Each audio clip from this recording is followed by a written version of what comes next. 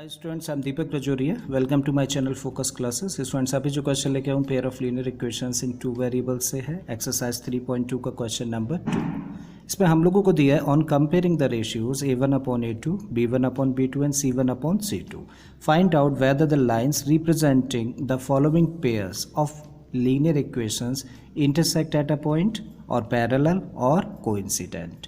यहाँ पे हम लोगों को क्वेश्चन में 3 पार्ट्स दे रखे हैं करने के लिए और हर एक पार्ट के अंदर हम लोगों को लीनियर इक्वेशंस का एक पेयर दे रखा है। ठीक है, तो क्वेश्चन में बोला गया है कि पता लगाइए या बताइए कि वो लाइंस जिनकी की ये 2 इक्वेशंस हैं वो लाइंस इंटरसेक्टिंग लाइंस हैं, पैरेलल लाइंस हैं या फिर कोइंसिडेंट लाइंस हैं। ठीक है, तो चलिए क्वेश्चन स्टार्ट करते हैं। अब क्वेश्चन को आगे करने से पहले हम लोग एक पॉइंट समझ लेते हैं। सपोज हम लोगों के पास में 2 इक्वेशंस हैं। फर्स्ट है a1x plus b1y plus c1 equal to 0 और दूसरी है a2x plus b2y plus c2 equal to 0। ठीक है, तो जब भी इस तरह की इक्वेशंस दे दी जाएंगी और हम लोगों को पता लगाना होगा कि लाइंस इंटरसेक्टिंग लाइंस हैं, पैरेलल हैं या फिर कोइंसिडेंट हैं, तो हम लोग क्या फाइंड करेंगे? a1/a2। a1/a2 का मतलब रेशियो फाइंड करेंगे x के कोफिशिएंट्स का।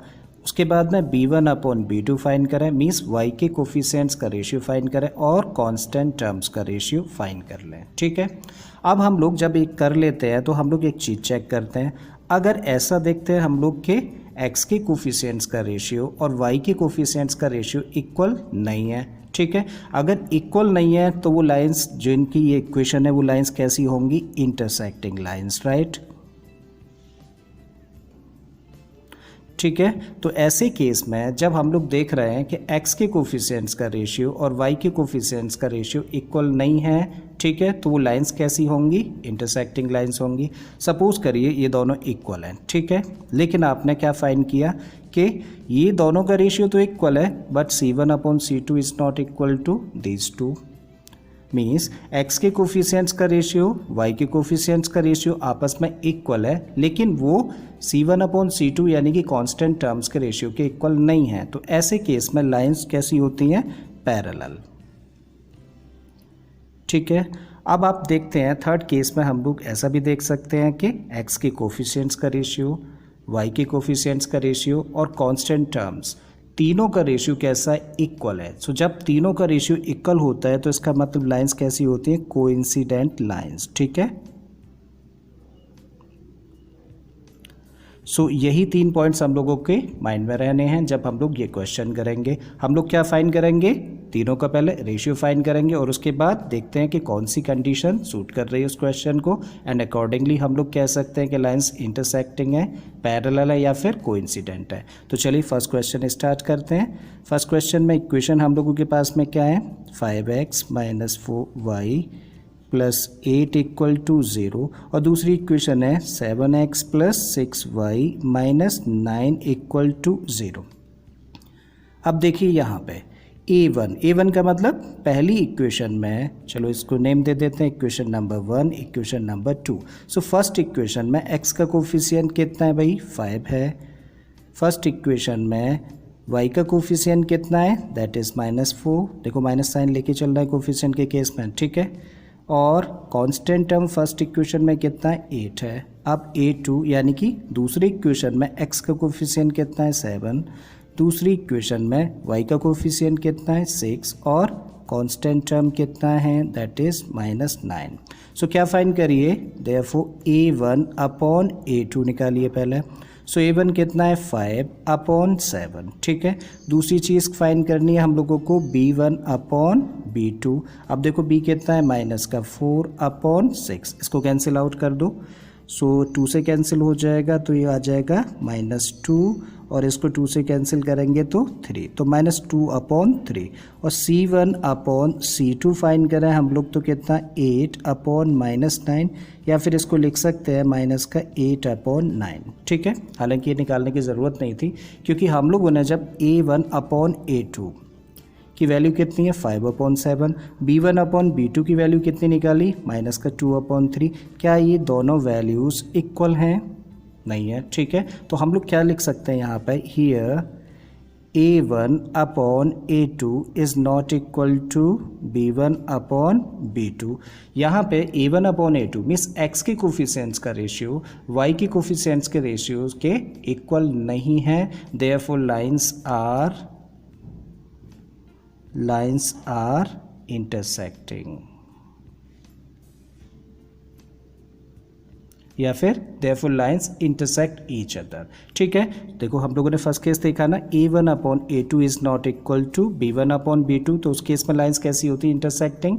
और यहाँ भी हम लोगों ने शो कर दिया है क्योंकि x के कोफिशिएंट्स का रेशियो और y के कोफिशिएंट्स का रेशियो इक्वल नहीं है, तो लाइन्स कैसी होंगी, इंटरसेक्टिंग लाइन्स होंगी। ठीक है, अब आते हैं हम लोग इसी क्वेश्चन के नेक्स्ट पार्ट में, पार्ट नंबर 2। और यहाँ पे जो दो इक्वेशंस है वो क्या क्या दे रखी है हम लोगों को। फर्स्ट इक्वेशन है 9x plus 3y plus 12 equal to 0, और सेकंड इक्वेशन है 18x plus 6y plus 24 equal to 0। ठीक है, अब हम लोग यहाँ पे क्या देख पा रहे हैं, हियर A1 कितना है, 9 है, B1 कितना है, 3 है, C1 कितना है, 12, A2 कितना है, 18, B2 कितना है, दैट इज 6, और C2 कितना है, 24।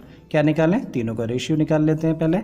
Therefore A1 upon A2, A1 कितना है, 9 अपॉन 18, देखो कैंसिल होके आ जाएगा, 9 से कैंसिल किया, 1 upon 2। Again B1 upon B2 find करें हम लोग, तो कितना है, 3 अपॉन 6, देखो ये भी कैंसिल होके 3 से 1 अपॉन 2 लिख सकते हैं इसको। ठीक, C1 अपॉन C2 निकाला हम लोगों ने, so this is for 12 upon 24। सो इसको अगर हम लोग कैंसिल करें किससे, 12 से कैंसिल हो जाएगा 1 टाइम और 12 से 2 टाइम। ठीक है, सो अब हम लोग क्या देख रहे हैं कि A1 अपॉन A2 देखो भाई कितना है, 1 अपॉन 2, B1 अपॉन B2 कितना है यहाँ पे, 1 अपॉन 2, C1 अपॉन C2 भी कितना है, 1 अपॉन 2। क्या लिख सकते हैं इसके बारे में, since A1 upon A2 equal to B1 upon B2 equal to C1 upon C2, और तीनों का रेशियो अगर इक्वल होता है तो देखिए ज़रा कंडीशन, अगर A1 upon A2, B1 upon B2 और C1 अपॉन C2 इक्वल है तो लाइंस कैसी होती हैं, कोइंसिडेंट लाइंस। इसका मतलब कह सकते हैं देयरफॉर लाइंस आर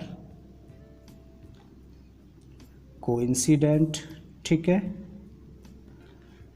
राइट, अब हम लोग आते हैं थर्ड पार्ट पर इस क्वेश्चन के। अब क्वेश्चन के थर्ड पार्ट में हम लोगों के पास जो इक्वेशंस है वो है, ठीक है, so first equation 6x minus 3y plus 10 equal to 0, 2x minus y plus 9 equal to 0।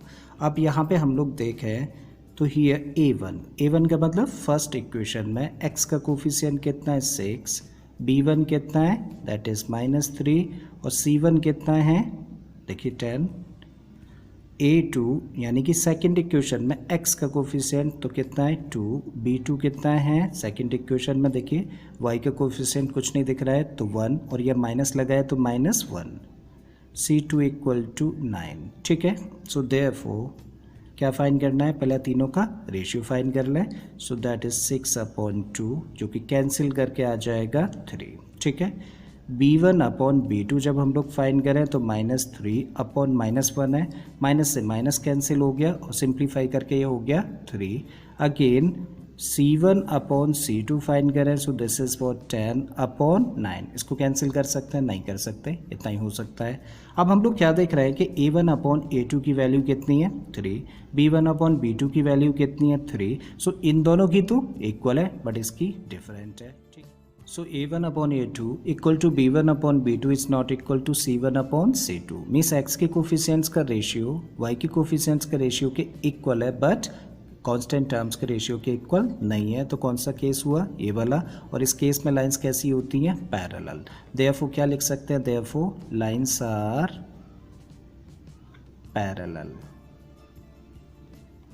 Right, so यही चीज़ें हम लोगों को फाइंड करनी थी। आई होप स्टूडेंट्स क्वेश्चन आपको समझ आ गया होगा। अगर ऐसा है तो प्लीज़ वीडियो को लाइक कर दें, चैनल को सब्सक्राइब कर लें, और बाकी के क्वेश्चंस के लिए आप मेरी प्लेलिस्ट में चले जाइए। इस तरह के बहुत सारे क्वेश्चंस मैंने ऑलरेडी अपलोड किए हैं। फिर से आता हूँ एक नए क्वेश्चन, एक नए कॉन्सेप्ट के साथ में। Till then keep learning and thank you for watching this video.